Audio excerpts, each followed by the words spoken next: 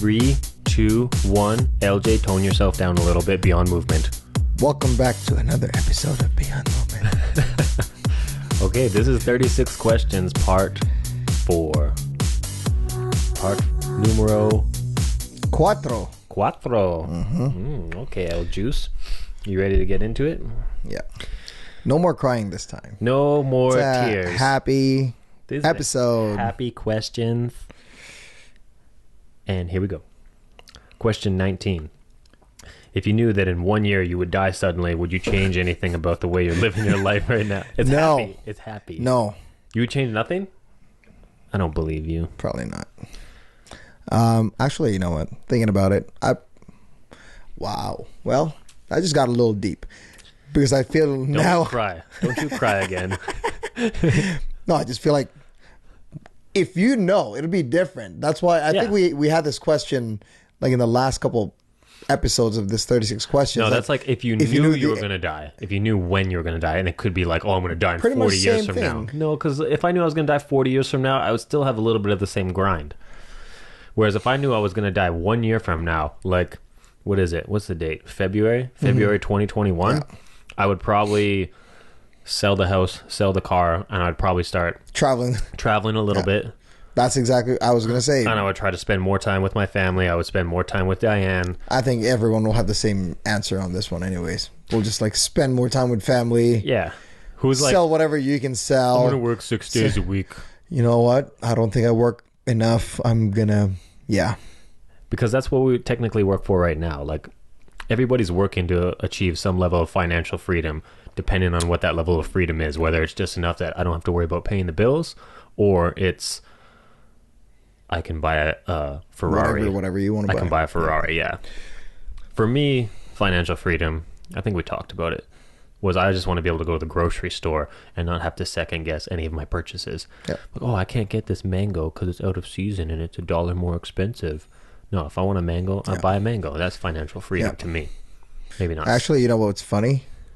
Might be a little bit of a side note here. But I used to know all the prices for food because at some point we didn't have enough, right? Yep. So I'm like, I know how much bananas cost, how much this cost. And I find myself that my cart sometimes will have, you know, some chips, some dips, some ice cream, chocolates, whatever, right? And I'm like, I don't second guess myself one time when I pick up a bag of chips. On sweets. On sweets, on treats, on anything I want. That's what people are like, oh, beef is expensive And right then now. I'm like, well, I look at this thing of raspberries and it's like $5 for a small container. Hell no. yeah, but I'll buy that bag of chips for $3. Yeah, I Right. can see that. So when that realization kind of kicked in, I'm like, well, I buy the things that I need and I will look at prices of the things that I just want. And if it's not a fair price, in my opinion, I'm not going to buy it. But right now, fruits, vegetables, anything that we need or is good for the family and myself, that's almost like I just pick it up.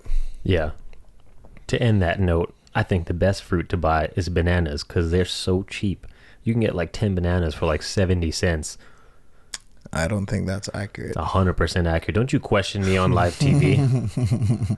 They're cheap. 10 bananas They're for cheap. 70 cents. They're cheap. That's what I'm saying. Next, We're going to give you moving guys on. an update later. I'm going to go to Superstore after this. Buy 10 I'm going to grab bananas. 10 bananas. I'm going to take a picture of it. You didn't buy the GMO He ones, will- that's why. You need extra GMO Extra bananas. GMO bananas for 50 cents, 10 pieces. Hopefully this isn't too loud. You're like hitting the charts on the... you're blowing the charts up, just so you know. So just tone it down. Well, do you want to update them on what's happening? Why do we have a laptop in front of us? Hopefully this episode sounds a little bit different or a little bit better. We've changed our software a little bit, and LJ's just a little too hype. He just needs to calm himself down. It's this delicious coffee. It's been 35 years to this, bro. I can't change now. You're so old and gross. I know. Okay, question 20. I feel like we answered this one. What does friendship mean to you? Didn't we answer this? Didn't we? I think something very What similar. do you value most in friendship? Oh, almost kind of like the same question. What does friendship mean to you? Trust, Similar interests, but not always similar interests, because I appreciate a lot of people who are opposite of me.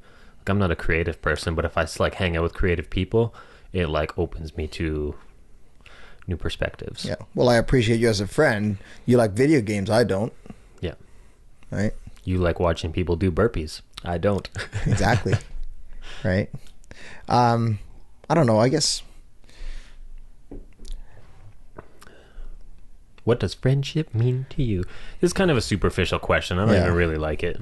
Stupid. Right. 36. We're done. Good night. Thanks for listening. Okay, let's just move on. Question 21. What roles do love and affection play in your life? It's also superficial if you ask me, but whatever. That's a hard question. What roles does love and affection play in your life? Let's get just super geeked out on it for a second, Poindexter. Love and affection make you feel good, releases the hormones serotonin and dopamine, and you're just a dumb monkey who just wants to... want to do it again and again and again and again. You just want to ride that serotonin dopamine train, woo-hoo, so you could just be as happy as possible. Sex. Mm-hmm. There's kids listening to this. That's why I whispered it. Okay. All right. You good? Moving on. Moving on. It's a great episode so far. I hope you guys are enjoying it. Some of these questions are good, some are bad. Alternate sharing something you consider a positive characteristic of your partner. Share a total of 5 items. It's like I have to tell you something positive about yourself. Give me those boobs, Eljay. That might be hard. What, you don't have 5 nice things to say about me? Wow. All right, I'll say you always have a very consistent level of like enthusiasm and happiness, and like you just like glow good energy. You know what I mean? Hey, you're just a good dude. Thanks. Except you say no a lot. You're a good dude. You're a good dude. You are a good dude, and I think I just blew that off the face. Yeah, you did. I might not have, I don't know, maybe I have acknowledged this, but you probably one of the hardest. Hottest? Yeah. Nice. Keep talking.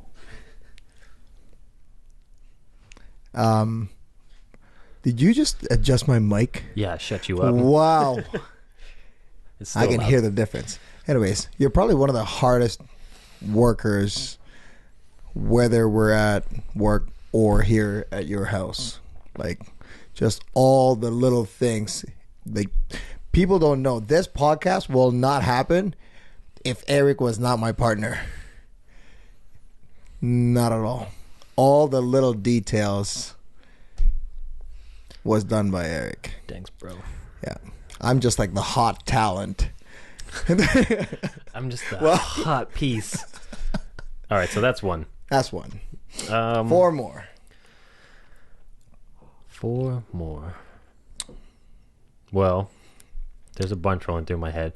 I'll just say the ones that come to mind, I guess. Okay, me first. So, Okay, go. For not having your own kids yet, you are pretty damn good with kids. Really? I don't think so. Pretty damn good with kids. I didn't think so. Yeah. Well, it's not about what you think. It's about what I think. Yeah, okay. But you're pretty good. You're pretty good with kids. I was gonna say, for you, it's like your discipline with your exercise, your ability to like shut your brain off. Like, I think when I want to, because I've competed in some things, maybe not like CrossFit competitions, but I've competed in like martial arts tournaments and World Health Games and stuff, and I'm relatively pretty competitive, and I do have a pretty good shut my brain off switch. But yours is like also next level. Like, it questions mine, being like, can he shut his brain off better than me? Because I think he can. Like, I've seen you do some stuff. It's that flinch factor we talk about. I don't know if I can really shut my brain. I can feel everything. You push through. You just push through really well. I've pushed through well on some things as well. But it would be very interesting to try to go toe to toe with you on something that we're relatively equal at. Because I think physically your brute strength beats mine right now. But I think I have a better quality of movement in some aspects. So it's hard for us to find something competitive that would be a fair fight, if you will. But if we did have something that was a fair fight, be interesting to see toughness. But like, It will be. I don't think we could ever achieve that fair fight. I don't think so. We have our own strengths and weaknesses. Yeah. So That being said, number you just 3 have that impressive, very impressive ability to push through pain. for you. Number 3, very impressed by your, again, not just with the work that you do with our podcast or the way you program stuff for your clients and the way you treat your clients. It's your attention to detail on movement is unreal. Like little things, like your little toe should be doing this and your big toe should be doing this when you're on this position of the squat. Like just the quality, it's very high quality movement. And again, it takes a certain, I think it overwhelms some people when I train. I actually try to dial it down. it takes a certain individual to have that passion for it. It's like people who do tattoos and draws and, you know, like just, hey, I have a pencil and I have a paper. And then all of a sudden, 48 hours later, they've created something magical with it. Mm-hmm. And it's like for other people, they can't do that. You kind of do that with movement. So that amazes me and I learn a lot from you. Yeah. I think that's something hard for me as I try to tune down that for a lot of people. Because there's a quote that stuck with me that talked about intelligence is taking something complex and simplifying it, not taking something complex and keeping it complex, right? You should be able to take something very complex and simplify it. Yeah. Anyways, for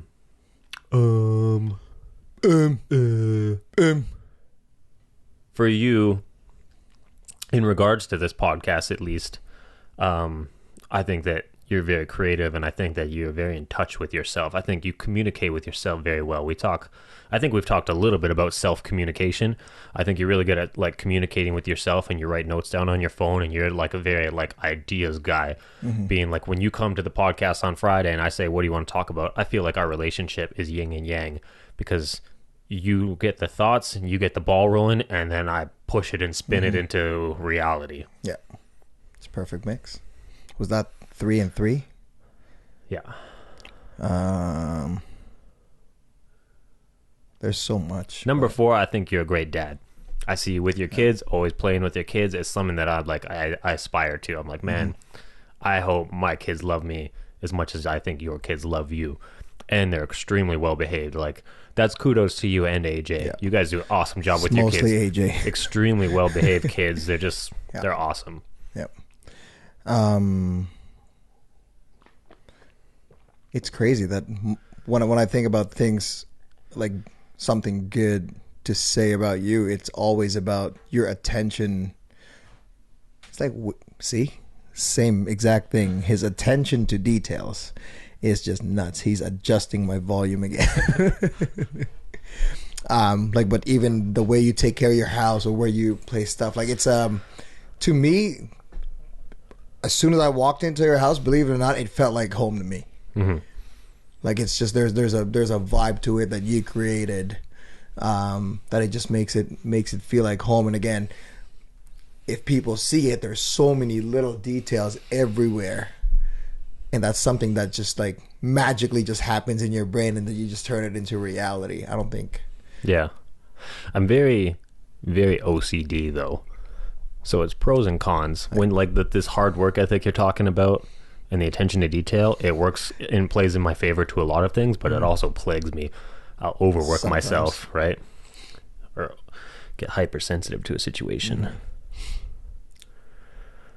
5. I had a good one for your last one, but it slipped my brain. I just adjusted the volume. You're just a good looking dude. There you go. Number 5. Yeah. Watch out, Diane. What was your number 5? I had a good one in my head, so I don't want to do a superficial one. I know I make good food. Good food. Your ability to bring community together. Like, I think you're very, very good at community, like whether it's with your clients or as a manager, comparing manager styles. I think I did my best to build a pretty solid community. I definitely am a quality time person though, so I spend a lot more one-on-one time with the team than you did. being like I'd spend hours, singular hours with trainers all the time, and it was like booked, like reoccurring. Like I'm more of like, yeah, you're more of like bring it let's all all go in, in. let's all be a big family type thing. I don't care if my backyard's little. We're all gonna sit here, you know, barbecue. Yeah, you're very good at community, and I think that's something that a lot of people appreciate because that's what people are looking for, right? Especially in fitness. Yeah, So true. sweet. Cool. Well, that made up for the last 2 questions that we ducked. Number 23. What are we going to? We started at 18, so we're going to 24. Almost done. What are we at? Oh yeah, 24. Yeah. We're at 15 minutes. Number 23. How close and warm is your family? Do you feel like your childhood was happier than most people?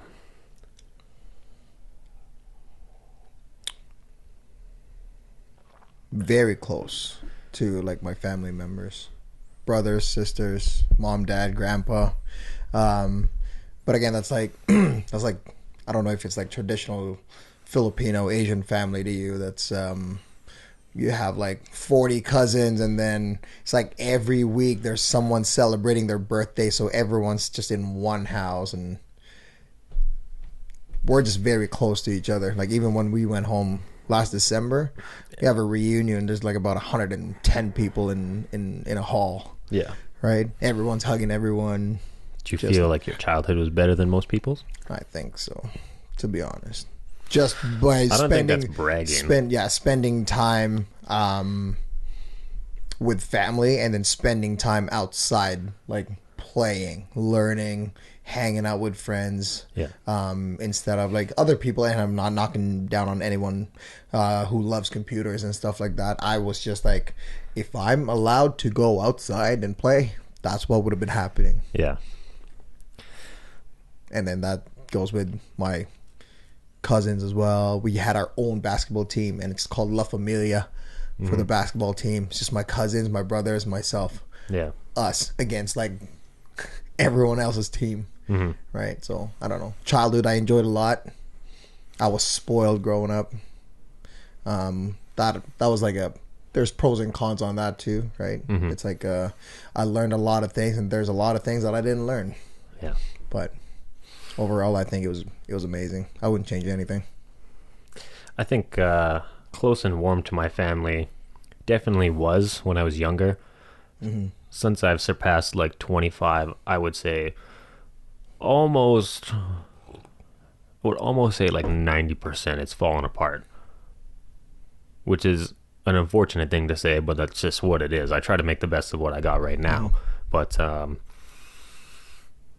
everyone in my family always says that my grandma on my dad's side, that's the one who I would want to have coffee with still. She passed away when I was young. She was like the glue of the family. She held everyone together. She was the one that set up the family dinners. She's the one that would smack you if you weren't behaving, or if you weren't like, if you're making an idiot of yourself. So family's kind of falling apart now, but I think for when it mattered the most, between the ages of like 0 to 18, the family was build you up, the family was foundation. pretty tight. And my childhood, I think, was very happy. I wouldn't change anything either. I've got great memories of playing outside and playing on video games. I've got great memories of playing around the block with my brother, with Denza, the other next door neighbors. We used to play badminton, adventure games. We played a lot of basketball. Like, summers were just amazing. I have no complaints of my childhood. It was pretty awesome. Just, it's funny. Summers are amazing, and then I think about my childhood, and I'm like, it was pretty much sunny the whole time. It's either raining or sunny. That's it. these 36 questions, when we talk about this, like my childhood, my brain rolls back like a film. And I can just think about all the stuff I did. I'm like, damn, like I had a lot of fun. This is like on topic, off topic. Thinking about this, those days seem to go by slower. Right now, life just seems to be moving so fast. Like I can't catch a break. I get you. But it's more just like every day is like a lightning bolt, and I'm in bed being like, okay, I'm going to sleep, and boom, I'll wake up and do all this stuff, and then it's almost like we just got so much more to do now. Back then, when you were younger, right? You were younger. It's like, I'm going to go eat. I'm going to go play. I'm going to go read. I'm going to go sleep. Boom. Repeat. Man, kids really like, I definitely enjoy fortunate kids. I enjoy not all kids. Yeah.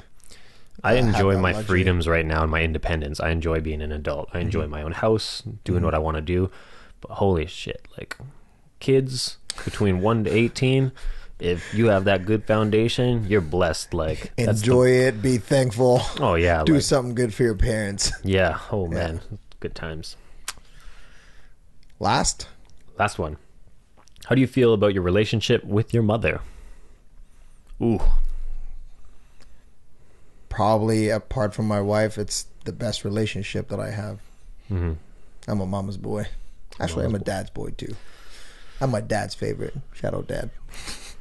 But my mom and... He's going to call you soon. He's going to want something, Dad. My mom and I have a different connection that... I don't know. Maybe people have that same connection with their mom. I feel like when we talk about confidence building, like when I was growing up, if anything goes wrong, I know I can fall back to family. And when I say family, normally that'll just be mom or dad. Mm-hmm. Mostly mom. Yeah. We were just close. I was close to her. I want to take care of her. I want to do stuff with her. To this day, that's basically what I want to do. Mm-hmm. So, tightest relationship I have apart from my wife, for sure. 100%. There's people say mama's boy and dad's boy. Mm. I think that you're always both, and it kind of depends on who's responsible for what. Yeah. Dad is extremely reliable for anything that I need. Call dad, say there's a problem, related, dad will come. Boom. Yeah. Yeah, anything. Call dad will come. He's very, very reliable that way. But mom is also extremely reliable to pull that string or other strings. Yeah. If let's say dad's playing hard to get, or let's say dad feels hard about a certain situation or whatever, if dad says no, not necessarily that you run to mom, but mom saves the day. Mom can soften him up. Absolutely.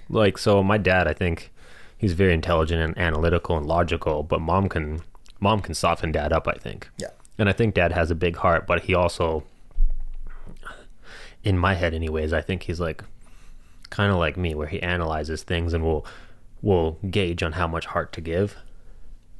And if it's not necessarily where it needs to be, mom is the one that will soften him up. And I think Diane does that for me. Yeah. Diane makes me see the best in people. Diane forces me to soften up, stop being judging and critiquing and analyzing, for which I also critique and judge myself, which is why I'm such a hard worker. Yeah.